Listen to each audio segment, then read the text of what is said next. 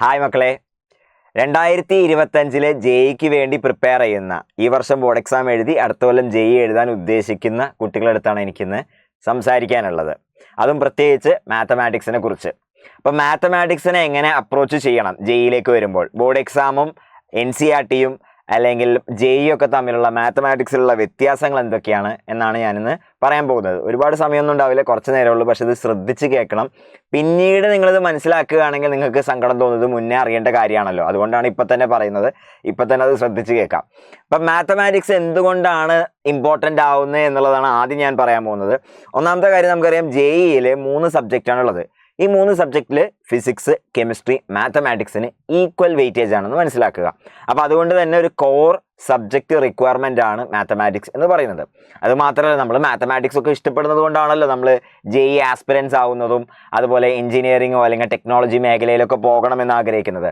അപ്പോൾ എഞ്ചിനീയറിങ്ങിനെ സംബന്ധിച്ചിടത്തോളം അല്ലെങ്കിൽ ടെക്നോളജി പഠിക്കാൻ ആഗ്രഹിക്കുന്ന ആളെ സംബന്ധിച്ചിടത്തോളം ഭയങ്കര സ്ട്രോങ് ഫൗണ്ടേഷൻ വേണ്ട ഒരു സബ്ജക്റ്റാണ് മാത്തമാറ്റിക്സ് എന്ന് മനസ്സിലാക്കുക. നമ്മളിപ്പോൾ എഞ്ചിനീയറിംഗ് കോളേജിൽ പോയി, അതിപ്പോൾ ഏത് എഞ്ചിനീയറിംഗ് കോളേജ് ആയിക്കോട്ടെ, IIT ആയിക്കോട്ടെ, NIT ആയിക്കോട്ടെ, അല്ലെങ്കിൽ മറ്റ് ഗവൺമെൻറ് എഞ്ചിനീയറിംഗ് കോളേജിലായിക്കോട്ടെ, ഏത് ബ്രാഞ്ച് ആയിക്കോട്ടെ, അതിപ്പോൾ സിവിൽ എഞ്ചിനീയറിംഗ് ആയിക്കോട്ടെ, കെമിക്കൽ എഞ്ചിനീയറിംഗ് ആയിക്കോട്ടെ, ഇലക്ട്രോണിക്സ് ആയിക്കോട്ടെ, ബയോടെക്നോളജി ആയിക്കോട്ടെ, ഏത് ബ്രാഞ്ച് ഓഫ് എഞ്ചിനീയറിംഗ് നമ്മൾ തിരഞ്ഞെടുത്താലും ഒരു 80 to 85% നമ്മൾ പഠിക്കുന്ന കാര്യങ്ങളൊക്കെ ഹൈലി മാത്തമാറ്റിക്കലായിരിക്കും. മാത്തമാറ്റിക്സിൻ്റെ ഫൗണ്ടേഷൻസ് ഉപയോഗിച്ചിട്ടായിരിക്കും നമ്മൾ എഞ്ചിനീയറിംഗിലെ സബ്ജക്റ്റുകളെല്ലാം പഠിക്കുന്നുണ്ടാവുക. കാരണം വളരെ സിമ്പിളാണ്. നമ്മൾ എഞ്ചിനീയറിംഗിൽ എന്താ ചെയ്യുന്നത്? നമ്മൾ എഞ്ചിനീയറിംഗിൽ റിയൽ വേൾഡ് പ്രോബ്ലംസ് സോൾവ് ചെയ്യണം. ആ റിയൽ വേൾഡ് പ്രോബ്ലംസ് സോൾവ് ചെയ്യുന്നത് നമ്മളുടെ ആ പ്രോബ്ലംസിനെ, ആ റിയൽ വേൾഡ് സെനാരിയോനെ മാത്തമാറ്റിക്കലി മോഡലൊക്കെ ചെയ്ത്, പിന്നെ പെന്നും പേപ്പർ ഉപയോഗിച്ചായിരിക്കില്ല, ചിലപ്പോൾ കമ്പ്യൂട്ടർ സിമുലേഷൻസോ കമ്പ്യൂട്ടർ പ്രോഗ്രാംസോ ഒക്കെ ഉപയോഗിച്ച് സോൾവ് ചെയ്തിട്ടായിരിക്കും നമ്മൾ അതിനുള്ള സൊല്യൂഷൻസ് ഒക്കെ കണ്ടുപിടിക്കുന്നുണ്ടാവുക. അപ്പോൾ അവിടെ ലാർജ് സ്കെയിലിൽ മാത്സും മാത്തമാറ്റിക്സിലെ ടൂൾസും ആവശ്യമുണ്ട്. ഓഫ് കോഴ്സ് ഫിസിക്സിലെയും കെമിസ്ട്രിയിലെയും ഐഡിയാസ് ഒക്കെ അവിടെ ആവശ്യമുണ്ടെങ്കിൽ തന്നെയും മുന്നിട്ട് നിൽക്കുന്ന സംഭവം എന്ന് പറയുന്നത് മാത്തമാറ്റിക്സ് ആയിരിക്കും എന്ന് മനസ്സിലാക്കുക. അപ്പോൾ മനസ്സിലാക്കേണ്ടതെന്ന് വെച്ചാൽ, നമ്മൾ എഞ്ചിനീയറിംഗ് ആസ്പിരൻസ് ആണെങ്കിൽ നമുക്ക് നിർബന്ധമായിട്ടും വേണ്ട ഒരു സംഭവമാണ് strong math skills. And math എന്ന് പറയുന്ന സാധനം നമ്മുടെ പ്രോബ്ലം സോൾവിങ് സ്കില്ലും അനലിറ്റിക്കൽ സ്കില്ലൊക്കെ വർദ്ധിപ്പിക്കുന്ന ഒരു സംഭവമാണ്. അതുകൊണ്ട് തന്നെ മാത്സിന് അത്രയും പ്രാധാന്യം കൊടുത്ത് പഠിക്കുന്ന, നമ്മളൊന്ന് ആലോചിച്ച് നോക്കിയേ, നമ്മൾ 1ാം ക്ലാസ് മുതൽ പഠിക്കുന്ന ഒരു സബ്ജക്റ്റാണ് മാത്തമാറ്റിക്സ് എന്ന് പറഞ്ഞത്. ഓക്കെ, അപ്പോൾ അത്രയും പ്രാധാന്യം കൊടുത്ത് നമ്മുടെ സ്കൂളിലും കരിക്കുലത്തിലൊക്കെ പഠിക്കേണ്ട ഒരു സബ്ജക്റ്റാണ് മാത്സ് എന്ന് മനസ്സിലാക്കാം. ഇനി ഇതിൽ വേറൊരു കാര്യം എന്ന് പറഞ്ഞാൽ, നമ്മൾ ജെഇൻ്റെ കൂടെ തന്നെ എഴുതുന്ന ചില പരീക്ഷകളുണ്ട്. ഇപ്പോൾ ഫോർ എക്സാമ്പിൾ കീമ് പരീക്ഷ, കുസാറ്റ് പരീക്ഷ, ഇതിനൊക്കെ 50% വെയിറ്റേജ് മാത്തമാറ്റിക്സാണ്. അപ്പോൾ അവിടെ ഡോമിനേറ്റ് ചെയ്യുന്നതേ മാത്തമാറ്റിക്സാണ്. അപ്പം മാത്തമാറ്റിക്സ് ആണ് അവിടെ എന്താണ് ഏറ്റവും ലാർജ് സ്കെയിലിൽ റോള് പ്ലേ ചെയ്യുന്നത് എന്ന് മനസ്സിലാക്കുക. ഇനി ഫോർ ജെഇ അഡ്വാൻസ് പോലുള്ളൊരു പരീക്ഷ എടുത്തു എന്ന് വെച്ചോ. ജെഇ അഡ്വാൻസ് പോലുള്ളൊരു പരീക്ഷയിലേക്ക് വരികയാണെങ്കിൽ മനസ്സിലാക്കേണ്ട കാര്യം എന്താണെന്ന് വെച്ചാൽ, അവിടെ ഇൻഡിവിജ്വൽ കട്ട് ഓഫ് ഉണ്ട്. അപ്പോൾ മാത്തമാറ്റിക്സിൻ്റെ ഒരു മിനിമം കട്ട് ഓഫ് ക്ലിയർ ചെയ്താൽ തന്നെ നമുക്ക് എന്ത് ചെയ്യാൻ പറ്റുള്ളൂ? IIT-യിലൊക്കെ ജെഇ അഡ്വാൻസ് വഴി എത്തിപ്പെടാൻ പറ്റുള്ളൂ എന്ന് മനസ്സിലാക്കുക. അപ്പോൾ അത്രയും പ്രാധാന്യം മാത്തമാറ്റിക്സിനുണ്ട്. ഇനി നിങ്ങൾ ചില ആളുകൾ പറയുന്നത് കേട്ടിട്ടുണ്ടാവും, ജെഇക്ക് വേണ്ടിയിട്ട് മാത്സ് അത്രയൊന്നും നോക്കേണ്ട ആവശ്യമില്ല, ഫിസിക്സ് കെമിസ്ട്രി നന്നായി പഠിച്ചാൽ മതി എന്ന് പല ആളുകളും പറയുന്നത് കേട്ടിട്ടുണ്ടാവും. ഇതിൻ്റെ യാഥാർത്ഥ്യം എന്താ? ഇതിൻ്റെ യാഥാർത്ഥ്യം വളരെ സിമ്പിളാണ്. ഓഫ് കോഴ്സ് എക്സാം എടുക്കുകയാണെങ്കിൽ ഈക്വൽ വെയിറ്റേജ് ആണ് ഫിസിക്സിനും കെമിസ്ട്രിക്കും മാത്തമാറ്റിക്സിനും ഉള്ളത്. ആൻഡ് അതേപോലെ തന്നെ പരീക്ഷാ പേപ്പർ നമ്മൾ നോക്കുകയാണെങ്കിൽ ഫിസിക്സും കെമിസ്ട്രിയും മാത്തമാറ്റിക്സിനേക്കാൾ എളുപ്പം സ്കോർ ചെയ്യാൻ പറ്റുന്ന പേപ്പറുമാണ്.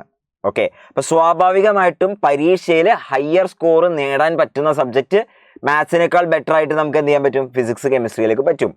പക്ഷേ ഇതിലെ റിയാലിറ്റി എന്താണെന്ന് വെച്ചാൽ, നമ്മളുടെ ഫിസിക്സും കെമിസ്ട്രിയും +1 +2 ഹൈലി മാത്തമാറ്റിക്കലാണ്, ഹൈലി ക്വാണ്ടിറ്റേറ്റീവ് ആണ്, ഹൈലി ന്യൂമറിക്കൽ സ്കിൽസൊക്കെ വേണ്ട സംഭവമാണ്. അതുകൊണ്ട് തന്നെ മാത്സ് നന്നായിട്ട് പഠിച്ചാൽ തന്നെ നമുക്ക് ഫിസിക്സും കെമിസ്ട്രിയിലൊക്കെ അത് ഉപയോഗിക്കാൻ പറ്റുള്ളൂ. ഫോർ എക്സാമ്പിൾ നമുക്കറിയാം, മാത്സിൽ ഉപയോഗിക്കുന്ന വെക്ടേഴ്സ്, ട്രിഗ്നോമെട്രി, ഫംഗ്ഷൻസിൻ്റെ ഗ്രാഫ്സിൻ്റെ ഐഡിയാസ്, കോർഡിനേറ്റ് ജോമെട്രിയുടെ ഐഡിയാസ്, വെക്ടേഴ്സിൻ്റെ ഐഡിയാസ്, കാൽക്കുലസിലെ ഐഡിയാസ്, ഇതെല്ലാം നിരന്തരം ഫിസിക്സിലും കെമിസ്ട്രിയിലൊക്കെ കടന്നു വരുന്ന സംഭവങ്ങളാണല്ലോ. അപ്പം ഫിസിക്സും കെമിസ്ട്രിയും നന്നായിട്ട് സ്കോർ ചെയ്യാൻ സാധിക്കുന്ന ആളുകൾ എന്ന് പറഞ്ഞത് മാത്ത് ആപ്റ്റിറ്റ്യൂഡ് ഉള്ളതാണ്. ഓക്കെ, അപ്പോൾ എനിക്ക് മാത്സ് നന്നായിട്ട് ഇഷ്ടമായിരുന്നു, നന്നായിട്ട് മാത്സ് അറിയാവുന്നത് കൊണ്ടാണ് IIT പോലത്തെ സ്ഥലത്തൊക്കെ എത്താൻ പറ്റിയത്. ഇപ്പോൾ ഞാൻ IIT-യിലൊക്കെ നമ്മുടെ ഫ്രണ്ട്സിനൊക്കെ നോക്കുമ്പോൾ ഇവരെല്ലാവരെയും മെയിൻ ഫീച്ചർ എന്ന് പറഞ്ഞാൽ മാത്ത് നല്ല സ്ട്രോങ് ആയിരിക്കും. അപ്പം മാത്ത് നല്ല സ്ട്രോങ് ആവണം എന്നുള്ളത് വളരെ വളരെ ഇമ്പോർട്ടൻ്റ് ആണ്. അപ്പം മാത്സ് സ്ട്രോങ് ആയാൽ തന്നെ എന്ത് ചെയ്യാൻ പറ്റുള്ളൂ? ഫിസിക്സ് കെമിസ്ട്രിയിൽ നല്ല മാർക്ക് ജെയ്മെയിൽ നേടാൻ പറ്റുള്ളൂ. അതൊരു കാര്യം. രണ്ടാമത്തെ കാര്യം എന്ന് പറഞ്ഞാൽ മാത്സ് ആണ് ടോപ്പ് റാങ്കുകൾ ഡിസൈഡ് ചെയ്യുന്നത്. ഇപ്പോൾ ഫിസിക്സ് കെമിസ്ട്രി വഴി നമുക്ക് എത്ര കിട്ടുള്ളൂ? മാക്സിമം 200 മാർക്ക് കിട്ടുള്ളൂ. അതിക്ക് മേലെ സ്കോർ ഉയർത്തേണ്ട ഒരാളെ സംബന്ധിച്ചിടത്തോളം എന്താണ് കോൺട്രിബ്യൂട്ട് ചെയ്യാൻ പോണത്? മാത്തമാറ്റിക്സ് ആണ് എന്നുള്ളത് മനസ്സിലാക്കുക. അപ്പോൾ മാത്തമാറ്റിക്സ് ആണ് ടോപ്പ് റാങ്ക്സ് ഡിസൈഡ് ചെയ്യുന്നത്. ടോപ്പ് റാങ്ക് ഡിസൈഡ് ചെയ്യുന്ന സബ്ജക്റ്റ് മാത്സാണ്. മേ ബി നിങ്ങൾക്ക് എന്ത് ചെയ്യാം, ഒരു മിനിമം മാർക്കോ അല്ലെങ്കിൽ ഒരു കട്ട് ഓഫ് ക്ലിയർ ആകാനുള്ള മാർക്കോ അല്ലെങ്കിൽ ഒരു സർട്ടൻ പെർസെൻറ്റേജിലേക്ക് എത്താനുള്ള മാർക്ക് ഫിസിക്സ് ആൻഡ് കെമിസ്ട്രിന്ന് കിട്ടും. അതൊക്കെ മേലെ നിങ്ങൾക്ക് നല്ല റാങ്കുകളിലേക്ക് എത്തണം, ടോപ്പ് കോളേജിൽ എത്തണം, ടോപ്പ് ബ്രാഞ്ചിലേക്ക് എത്തണമെങ്കിൽ അത് ഡിസൈഡ് ചെയ്യുന്നത് മാത്തമാറ്റിക്സ് ആണ്. അപ്പം മറക്കരുത്, ആരെങ്കിലും നിങ്ങളുടെ അടുത്ത് പറയണം മാത്സ് ഇമ്പോർട്ടൻ്റ് അല്ല, മാത്സ് പഠിക്കേണ്ട എന്ന് പറഞ്ഞാൽ അത് തെറ്റാണ്. മാത്തമാറ്റിക്സ് വളരെ പ്രാധാന്യത്തോടു കൂടി പഠിക്കേണ്ടതാണ് എന്ന് മനസ്സിലാക്കുക. യെസ്. അപ്പോൾ ഇനി അത് പരീക്ഷയുടെ സമയത്ത് എത്തുമ്പോൾ നമ്മൾ എന്ത് ചെയ്യണം? സ്ട്രാറ്റജി ചെറുതായിട്ടൊക്കെ ഒന്ന് അഡ്ജസ്റ്റ് ചെയ്യേണ്ടി വരും. അപ്പോൾ പഠിക്കുന്ന സമയത്ത് നമ്മൾ മാത്തമാറ്റിക്സ് ഫുള്ള് 100% പഠിക്കുക തന്നെ വേണം. പക്ഷേ ഡ്യൂറിങ് ദി എക്സാമിനേഷൻ നമ്മുടെ സമയത്തിൻ്റെ കൺസ്ട്രെയിൻ അനുസരിച്ച് എന്ത് ചെയ്യാം, മേ ബി മാത്സിൽ നമ്മൾ ലെങ്തി ആയുള്ള ക്വസ്റ്റ്യൻസ് സ്കിപ്പ് ചെയ്യും കാര്യങ്ങളൊക്കെ വേണ്ടി വരും. അതാണ് മനസ്സിലാക്കേണ്ട കാര്യം. അല്ലാതെ മാത്സ് പഠിക്കരുത് എന്നല്ല, മാത്സ് പഠിക്കണം, ഫുൾ സിലബസ് പഠിക്കുക തന്നെ വേണം.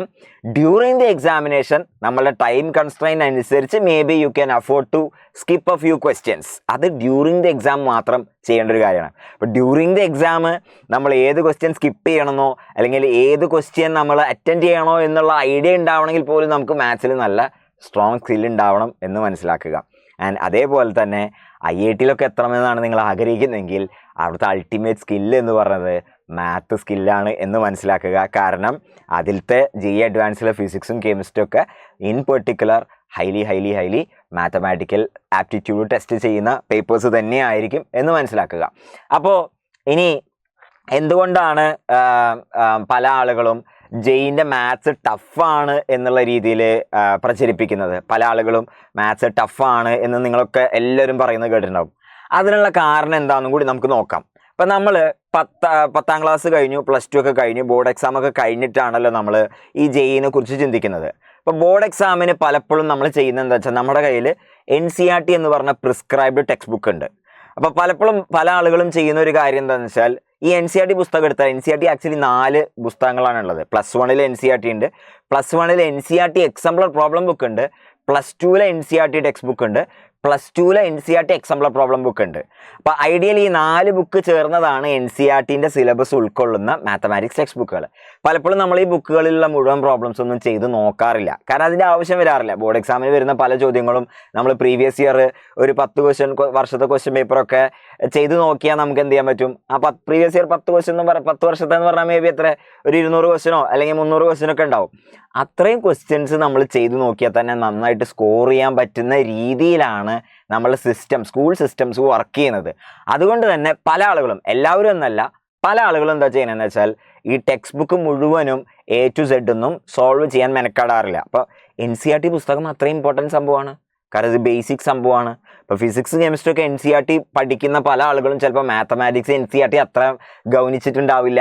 അപ്പോൾ NCERT പുസ്തകം എന്ന് പറഞ്ഞാൽ ഇത്രയും പുസ്തകത്തിൽ നിറയെ പ്രോബ്ലംസ്, എക്സാമ്പിൾ ക്വസ്റ്റ്യൻസ് ഉണ്ട്, എക്സസൈസ് ക്വസ്റ്റ്യൻസ് ഉണ്ട്, മിസ്സലേനിയസ് എക്സാമ്പിൾസ് ഉണ്ട്, മിസ്സലേനിയസ് എക്സസൈസ് ഉണ്ട്. ഇതിനെല്ലാം പുറമെ എക്സാംപ്ലർ പ്രോബ്ലം ബുക്കിൽ നിറയെ ക്വസ്റ്റ്യൻസ് ഉണ്ട്. അപ്പോൾ ഈ ക്വസ്റ്റ്യനുകളെല്ലാം നമ്മൾ എന്ത് ചെയ്യണം? നന്നായിട്ട് ചെയ്യേണ്ടതാണ്. ഓക്കെ, നമ്മളിപ്പോൾ ബോർഡ് എക്സാമിന് ചിലപ്പോൾ ഇത് മുഴുവൻ കവറേജ് ചെയ്യുന്ന രീതിയിൽ ചിലപ്പോൾ ക്വസ്റ്റ്യൻസ് നിങ്ങൾ കണ്ടിട്ടുണ്ടാവില്ല. പക്ഷേ ജെയിനെ സംബന്ധിച്ചിടത്തോളം ഫസ്റ്റ് തിങ് എന്ന് പറഞ്ഞാൽ എന്താണ്? NCERTൻ്റെ ഫൗണ്ടേഷൻ ഉണ്ടാക്കിയെടുക്കുകയാണ്. അപ്പോൾ ആ ഒരു ഗ്യാപ്പ് ഉള്ളത് കൊണ്ടാണ് നമ്മൾ പലപ്പോഴും എന്താണ് മാത്സിൽ ഓൾറെഡി നമ്മൾ +1 +2 പഠിക്കേണ്ട NCERT പുസ്തകം മേ ബി പല കാരണങ്ങൾ കൊണ്ട്, നമ്മളുടെ കാരണമായിരിക്കില്ല, പല സിസ്റ്റം അത്രമാത്രം അത് ഡിമാൻഡ് ചെയ്യാത്തത് കൊണ്ട്, നമ്മൾ അത്രമാത്രം അതിനു വേണ്ടി ഗൗനിക്കാത്തത് കൊണ്ട്, നമ്മൾ അത് ഫുള്ള് കവർ ചെയ്യാത്തത് കൊണ്ടുള്ള ബുദ്ധിമുട്ടുണ്ടാവും. അപ്പോൾ അതാണ് ഒരു കാര്യം. രണ്ടാമത്തെ കാര്യം എന്ന് വെച്ചാൽ പലപ്പോഴും നമ്മൾ മാത്തമാറ്റിക്സ് പഠിക്കുന്നത് എങ്ങനെയെന്ന് വെച്ചാൽ അത് ഇപ്പം നമുക്കറിയാം +1 +2 എത്തിക്കഴിഞ്ഞാൽ കുറേയൊക്കെ മെക്കാനിക്കലായിട്ടും പ്രോബ്ലം സോൾവ് ചെയ്യുന്നുണ്ടാവുക. ആ പരീക്ഷ ഓറിയൻറ്റഡ് ആയിട്ട് ബോർഡ് എക്സാമിന് എന്ത് വേണോ അതിന് വേണ്ടിയിട്ടായിരിക്കും നമ്മൾ എന്ത് ചെയ്യുന്നുണ്ടാവുക? മാത്സ് പഠിച്ചിട്ടുണ്ടാവുക. ഇപ്പോൾ ഫോർ എക്സാമ്പിൾ നമുക്കറിയാം +1 +2 എത്തിക്കഴിഞ്ഞാൽ കാൽക്കുലേറ്റേഴ്സ് ഉപയോഗിച്ചിട്ടാണ് നമ്മൾ പ്രോബ്ലം ചെയ്യുന്നത്. അതേപോലെ തന്നെ നമ്മൾ എന്ത് ചെയ്യുന്നു? കുറേ ക്വസ്റ്റ്യൻസ് ചെയ്ത് നോക്കി അതേ ക്വസ്റ്റ്യൻ വന്നാൽ ചെയ്യാനുള്ള ട്രെയിനിങ് ആണ് നമ്മൾ എടുക്കുന്നത്. ഓക്കെ, പക്ഷേ ചിലപ്പോൾ ജെയ്ക്കൊക്കെ വരുന്ന ക്വസ്റ്റ്യൻസ് പറഞ്ഞാൽ ഒറിജിനൽ പ്രോബ്ലംസ് ആയിരിക്കും, നമ്മൾ മുന്നേ കാണാത്ത പ്രോബ്ലം ഒക്കെ ആയിരിക്കും. അപ്പോൾ ആ മുന്നേ കാണാത്ത പ്രോബ്ലം വന്നാൽ എങ്ങനെ ചെയ്യാൻ പറ്റണം? അതിന് നമുക്ക് ഒറിജിനൽ തിങ്കിങ് വേണം. ഓക്കെ, അപ്പോൾ മേ ബി ആ ഒറിജിനൽ തിങ്കിങ് ഒന്നും പലപ്പോഴും നമ്മുടെ സിസ്റ്റം അത് ഡിമാൻഡ് ചെയ്യാറില്ല നമ്മുടെ സ്കൂളിൽ. ഓക്കെ, അപ്പോൾ അതുകൊണ്ട് തന്നെ പലപ്പോഴും എന്തിലുണ്ടാവും, ഗ്യാപ്പ് വന്നിട്ടുണ്ടാവും. ഇനി നമ്മളൊരാൾ ഫുള്ള് NCERT ഫുള്ള് പക്ക ചെയ്തു എന്ന് കരുതിക്കോ, എന്നാൽ പോലും ജെയ്യുടെ ക്വസ്റ്റ്യനുകളുടെ നിലവാരം, സിലബസ് സെയിം ആണ്, പക്ഷെ പ്രോബ്ലങ്ങളുടെ നിലവാരം എന്ന് പറയുന്നത് ഒരുപാട് മുകളിലാണ്. ഇപ്പോൾ ഫിസിക്സ് കെമിസ്ട്രി അങ്ങനല്ല.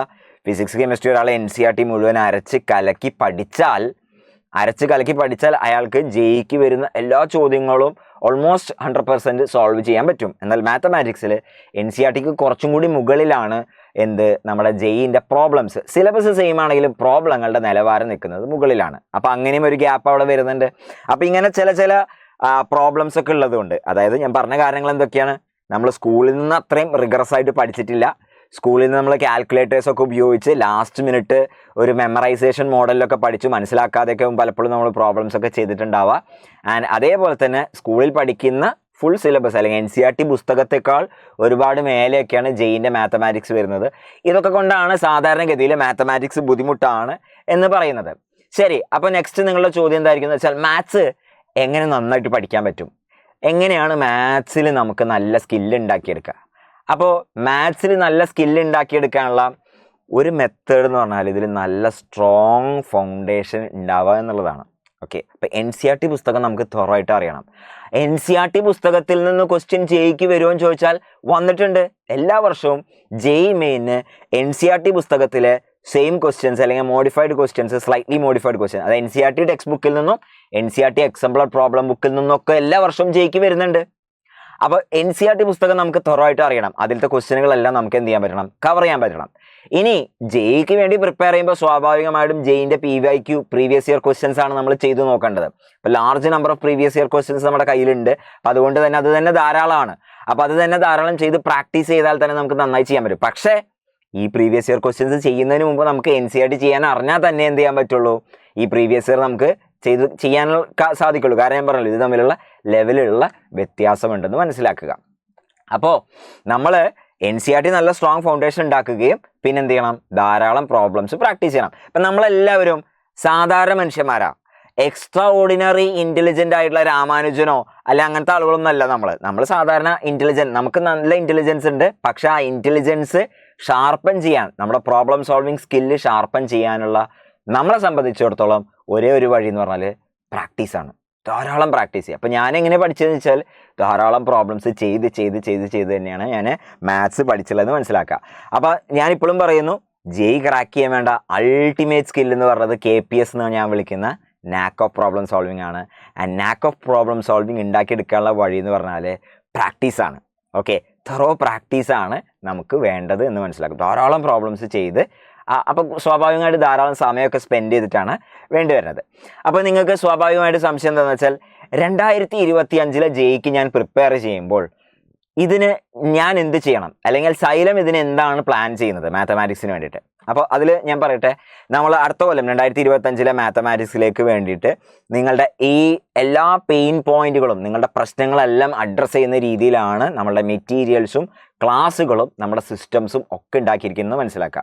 അപ്പോൾ അതിൽ ഒന്നാമത്തെ കാര്യം എന്ന് പറഞ്ഞാൽ, നമ്മളുടെ മെറ്റീരിയൽസ് NCERT ഉൾപ്പെടെ കവർ ചെയ്യും. NCERTയിലെ പ്രോബ്ലംസ് ഉൾപ്പെടെ കവർ ചെയ്യുന്ന രീതിയിലായിരിക്കും നമ്മളെ മെറ്റീരിയൽസ് ഉണ്ടാവുക എന്ന് മനസ്സിലാക്കുക. നിങ്ങൾക്ക് തരുന്ന കണ്ടന്റ് NCERT ഉൾപ്പെടെ ഉള്ള ക്വസ്റ്റ്യൻസ്. അപ്പോൾ NCERTയിൽ നിന്ന് തുടങ്ങി കീമിലെ ക്വസ്റ്റ്യൻസും ജെയ് മെയിൻ ക്വസ്റ്റ്യൻസും ഈവൻ ജെയ് അഡ്വാൻസ് ക്വസ്റ്റ്യൻസും ഒക്കെ സോൾവ് ചെയ്യുന്ന രീതിയിലായിരിക്കും നമ്മളുടെ മെറ്റീരിയൽ ഉണ്ടാവുക എന്ന് മനസ്സിലാക്കാം. അപ്പോൾ അതേപോലെ തന്നെ ക്ലാസ്സുകൾ നിങ്ങൾക്ക് ആ രീതിയിൽ തന്നെ ബേസിക്സ് ഓൺവേർഡ്സ് ക്ലാസ്സുകൾ എടുത്തു തരും എന്നുള്ളത് മനസ്സിലാക്കാം. രണ്ടാമത്തെ കാര്യം പറഞ്ഞല്ലോ, നമുക്ക് ലാർജ് നമ്പർ ഓഫ് ക്വസ്റ്റ്യൻസ് ചെയ്യണം. അപ്പോൾ നമ്മുടെ കണ്ടന്റിൽ ലാർജ് നമ്പർ ഓഫ് പ്രോബ്ലംസ് ഉൾപ്പെടുത്തിയിട്ടുണ്ടാവും. Okay, huge number of problems നിങ്ങൾക്ക് തരും, ക്ലാസ്സിലും ചെയ്യും. അപ്പോൾ ആ രീതിയിലായിരിക്കും നമ്മൾ വേറൊന്ന് ചെയ്തിരിക്കണം. അപ്പോൾ സ്വാഭാവികമായിട്ടും മാത്തമാറ്റിക്സിന് കൂടുതൽ സമയം വേണ്ടി വരില്ലേ? ഉണ്ട്. അപ്പോൾ മാത്തമാറ്റിക്സിന് കുറച്ചും കൂടി സമയം എടുത്ത് പഠിപ്പിക്കുന്ന രീതിയിലാണ് നമ്മൾ ഇപ്രാവശ്യത്തെ സംഭവങ്ങൾ പ്ലാൻ ചെയ്തിരിക്കുന്നത്. അപ്പോൾ മനസ്സിലാക്കുക, നമ്മൾ ജെയ് ആസ്പിരൻ്റ് ആണെങ്കിൽ വലിയൊരു റോളുള്ളത് മാത്തമാറ്റിക്സിനാണ്. അപ്പോൾ മാത്ത് എന്ന് പറഞ്ഞാലാണ് നമ്മുടെ അൾട്ടിമേറ്റ് സ്കില്ലായിട്ട് വേണ്ടത്, especially if you are aspiring to become an engineer. അപ്പോൾ അതെല്ലാം മനസ്സിലാക്കിക്കൊണ്ട് എന്നാൽ നിങ്ങൾക്ക് ഉണ്ടായേക്കാവുന്ന ചില ഗ്യാപ്പുകൾ ഉണ്ടാവുമല്ലോ, ആ ഗ്യാപ്പുകൾ ഫില്ല് ചെയ്യാൻ ഉദ്ദേശിച്ചുകൊണ്ട് തന്നെയാണ് നമ്മുടെ മെറ്റീരിയൽസും ക്ലാസ്സുകളും നമ്മുടെ സിസ്റ്റംസും ഒക്കെ പ്ലാൻ ചെയ്തിരിക്കുന്നത്. നമ്മുടെ മെറ്റീരിയൽ ബേസിക്സ് ഓൺവേർഡ്സ് NCERT ഉൾപ്പെടെയുള്ള കാര്യങ്ങൾ കവർ ചെയ്തിട്ടാവും പോകുന്നുണ്ടാവുക. ലാർജ് നമ്പർ ഓഫ് പ്രോബ്ലംസ് നിങ്ങൾക്കായിട്ട് ചെയ്യുന്നുണ്ടാവും.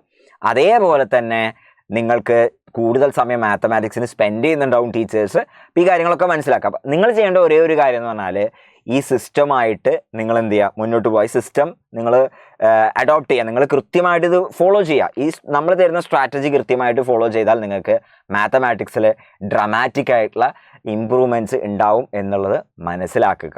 ഓക്കെ, അപ്പോൾ എത്രയും പെട്ടെന്ന് നമുക്ക് ക്ലാസ് മുറികളിൽ കണ്ടുമുട്ടാം. ക്ലാസ് തുടങ്ങുന്നതിന് മുമ്പ് എന്ത് ചെയ്യണം എന്ന് ചോദിക്കുന്ന പല ആളുകളുണ്ടും. അവരടുത്തൊരു കാര്യം കൂടി പറയാം. നിങ്ങളിപ്പോൾ നിങ്ങൾക്ക് സമയമുണ്ടെങ്കിൽ നിങ്ങൾ എന്ത് ചെയ്യുക, കുറച്ച് ബേസിക് മാത്തമാറ്റിക്സ് കാര്യങ്ങളൊക്കെ പഠിച്ചെടുക്കാൻ ശ്രമിക്കുക. ഫോർ എക്സാമ്പിൾ, നിങ്ങൾ ഹൈസ്കൂളിൽ മറന്നുപോയ പല കാര്യങ്ങളും ഉണ്ടാവും. ഹൈസ്കൂളിൽ പഠിച്ച പല കാര്യങ്ങളും ഉണ്ടാവും, അത് ചിലപ്പോൾ മറന്നുപോയിട്ടുണ്ടാവും. ഈവൻ അരിത്തമെറ്റിക്സ് ഓൺവേർഡ്സ് നമ്മൾ ഹൈസ്കൂളിൽ പഠിച്ച ഇക്വേഷൻസ് സോൾവ് ചെയ്യലും ബേസിക് ആൾജിബ്രയും അങ്ങനത്തെ കാര്യങ്ങളൊക്കെ നിങ്ങൾ എന്ത് ചെയ്യും, ഒന്ന് ബ്രഷപ്പ് ചെയ്യുക. അതാണ് ഇപ്പോൾ നമ്മൾ ചെയ്യേണ്ടത്. ഓക്കെ, അപ്പോൾ മാത്സിന് കൂടുതൽ സമയം കൊടുത്ത് മാത്സിന് കൂടുതൽ എഫേർട്ട് എടുത്ത് പഠിക്കുന്ന ഒരു അപ്രോച്ചിൽ പോവുകയാണെങ്കിൽ നമുക്ക് എല്ലാ എൻട്രൻസ് എക്സാംസും, അത് JEE ആയിക്കോട്ടെ, JEE അഡ്വാൻസ് ആയിക്കോട്ടെ, കീം ആയിക്കോട്ടെ, കുസാറ്റ് ആയിക്കോട്ടെ, ബാക്കി എൻട്രൻസ് എക്സാംസ് ഒക്കെ എന്ത് ചെയ്യാൻ പറ്റും, നമുക്ക് ക്രാക്ക് ചെയ്യാൻ പറ്റും. അപ്പോൾ മാത്സ് പഠിക്കാനുള്ള മെത്തേഡ് എന്ന് പറഞ്ഞാൽ first step love. You have to love mathematics. രണ്ടാമത്തെ സ്റ്റെപ്പ് എന്ന് പറഞ്ഞാൽ യു ഹാവ് ടു അണ്ടർസ്റ്റാൻഡ്, മനസ്സിലാക്കി പഠിക്കണം. മൂന്നാമത്തെ സ്റ്റെപ്പ് എന്ന് പറഞ്ഞാൽ പ്രാക്ടീസ്. ഈ 3 സ്റ്റെപ്പാണ് നമ്മൾ ഫോളോ ചെയ്യേണ്ടത്. ഓക്കെ, അല്ലാതെ മെമ്മറൈസ്, റീപ്രൊഡ്യൂസ്, ഫോർഗെറ്റ് എന്നുള്ള മെക്കാനിസവും പല ആളുകളും, എല്ലാവരെ കുറിച്ചല്ല പറയുന്നത്, പല ആളുകളും ചെയ്തിട്ടുണ്ടാവുക.